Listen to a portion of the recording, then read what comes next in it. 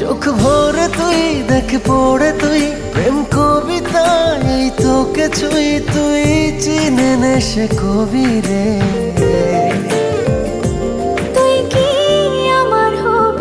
ভালোবাসা হচ্ছে প্রত্যেকটা মানুষের জীবনের এমন একটা অনুভূতি যেটা ছাড়া মানুষ বাঁচতে পারে না। আর সেই ভালোবাসার মানুষটার সাথেই আজকে আমার 4 বছর পূর্ণ হলো। আসসালামু আলাইকুম এভরিওয়ান, কি অবস্থা সকলের? ফাইনালি 15-16 দিন পরে আপনাদের সাথে আমাদের মেরিজ ইউনিভার্সিটির ব্লগটা শেয়ার করতেছি। এই কয়েকদিন আমরা কেন অফলাইন ছিলাম এটা মোটামুটি আপনারা অলমোস্ট সবাই জানেন। তার মাঝখান দিয়ে টানা 7 দিন আমাদের টোটালি নেট অফ ছিল, যার কারণে আমরা কোনো ভিডিও আপলোড করতে পারি নাই। আমরা আপনাদেরকে এতটা বেশি ভালোবাসি যে এই কয়েকদিন আমরা অফলাইন থাকার কারণে আপনাদেরকে যে কতটা মিস করছি এবং আমাদের যে কতটা খারাপ লাগছে এটা বলে বোঝাতে পারবো না। এর মাঝখান দিয়ে আপনারা অনেকেই আমাদের ব্লগের জন্য অপেক্ষা করছেন এবং কার কিভাবে কাটছে আর আমাদেরকে কি আপনারা মিস করছেন কিনা এটা অবশ্যই কমেন্টে জানাবেন। দেখতে দেখতে আমাদের একসাথে পথ চলার 4টি বছর পূর্ণ হয়ে গেল। আমার ইচ্ছে ছিল এবারের মেরিজ ইউনিভার্সিটিতে সুমাইয়াকে আমি একটু অন্যভাবে সারপ্রাইজড করব। আমাদের যেহেতু জুলাইয়ের 15 তারিখে মেরিজ ইউনিভার্সিটি, তার 2-3 দিন আগেই আমরা রাঙামাটিতে চলে আসি আর এখানেই এসে আমি সুমাইয়াকে মেরিজ ইউনিভার্সিটিতে সারপ্রাইজ দিই। এই ভিডিও ক্লিপগুলো সবগুলাই হচ্ছে 15 জুলাইয়ের, কিন্তু দুর্ভাগ্যবশত নেট না থাকার কারণে আপনাদের সাথে আমরা মেরিজ ইউনিভার্সিটির ব্লগটা শেয়ার করতে পারি নাই। জুলাইয়ের এই 15 তারিখের দিনটা যেমন আমাদের আনন্দের, ঠিক সেভাবেই কিন্তু আমাদের দুঃখেরও বটে। এই দিনটার কথা সুমাইয়ার আমার সব সময় মনে থাকে, কিন্তু এখন থেকে এই দিনটা আরো ভালোভাবে মনে থাকবে। যাই হোক, এখানে আসার পর যে আমি সুমাইয়াকে সারপ্রাইজ দিব সেটা কিন্তু সুমাইয়া আগে থেকে জানতো না। আমরা যে রিসোর্টটাতে ছিলাম এটা সম্পূর্ণ বাঁশের এবং বেড়ার তৈরি। ঠিক এমনই একটা রিসোর্ট খুঁজতেছিলাম যেখানে অনেক বেশি মানুষের রাশ থাকবে না এবং আমরা সুন্দর একটা টাইম স্পেন্ড করতে পারবো। এবারের ট্যুরটা আমাদের খুব অ্যাডভেঞ্চার টাইপ ছিল। আজকের এই দিনে সুমাইয়া আমার কাছ থেকে এই সারপ্রাইজটা পাওয়ার পরে অনেক বেশি খুশি ছিল। ইভেন সে আমাকে বারবার বলতেছিল যে আমি কখনো কল্পনাও করি নাই যে তুমি আমাকে এত সুন্দর 2টা উপহার দিবা। তারপরও আমার কাছে তাকে দেওয়া গিফটটা খুব কম মনে হইতেছিল, কারণ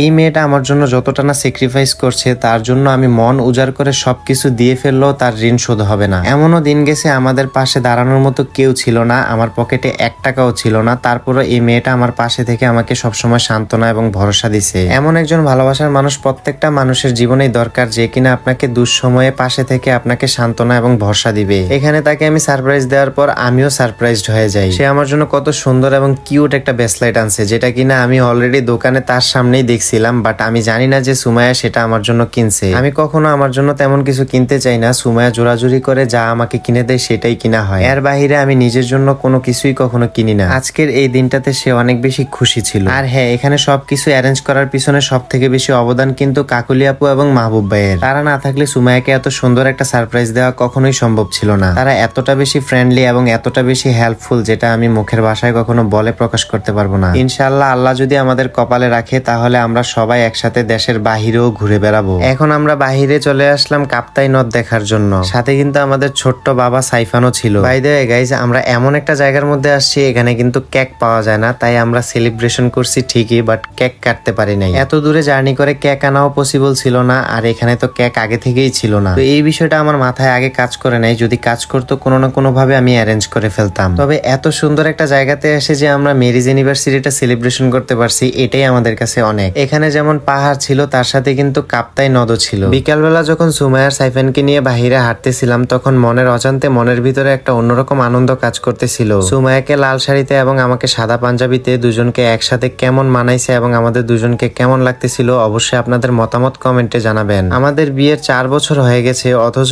আমার মনে হচ্ছে যে আমরা কত যুগ যুগ ধরে একসাথে আছি। অনেক ভাগ্য করে এমন একটা মানুষ পাইছি যে কিনা আমাকে সুখে দুঃখে সবকিছুতেই সাপোর্ট দেয়। আর আমি যাকে ভালোবাসছি তার জীবনে আমি ছাড়া কখনো অন্য কেউ ছিল না। শূন্য থেকে এভাবে দুজন পরিপূর্ণ হওয়ার রাস্তাটা কিন্তু মোটেও সহজ ছিল না। আমাদের দুজনের রাস্তাটা অনেক কাঁটায় ভরপুর ছিল। সব কাঁটা এবং বাধা বিপত্তি দূর করেই আজকে আমরা এখানে। তো আজকের ভিডিওটা এ পর্যন্তই। সবাই ভালো থাকবেন, সুস্থ থাকবেন, আল্লাহ হাফেজ।